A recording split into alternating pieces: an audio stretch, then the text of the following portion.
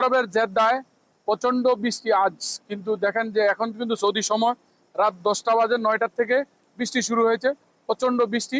এই বৃষ্টিতে গত একদিন আগে সৌদি সরকার কিন্তু অলরেডি মেসেজ দিয়ে জানিয়ে দিয়েছে যে যে আজকে কিন্তু বৃষ্টি হতে পারে। সেই ধারাবাহিকতায় এশার নামাজের পরপরে সৌদিতেও কিন্তু প্রচন্ড বৃষ্টি হয়।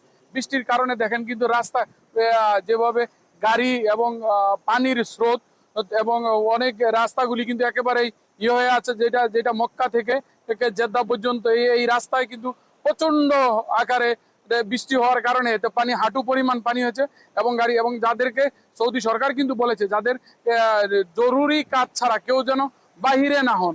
পাশাপাশি তাদেরকে বলা হয়েছে যে নিত্য প্রয়োজনীয় যা যা যা কিছু দরকার তা আগেই সবাইকে সতর্ক করে রেখেছেন।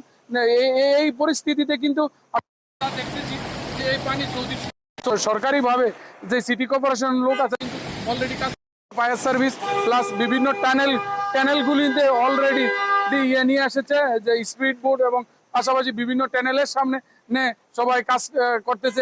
এদের মধ্যে যে কোনো যা নিরাপত্তা পুলিশ প্রশাসন সব কিন্তু খুব জরুরি ভিত্তিতে তারা কাজ করতেছে। আশা করা যাচ্ছে যে এবং তাদেরকে বলা হয়েছে যে 3 থেকে 4 ঘন্টার মধ্যে এই পরিস্থিতি নিয়ন্ত্রণে চলে আসবে।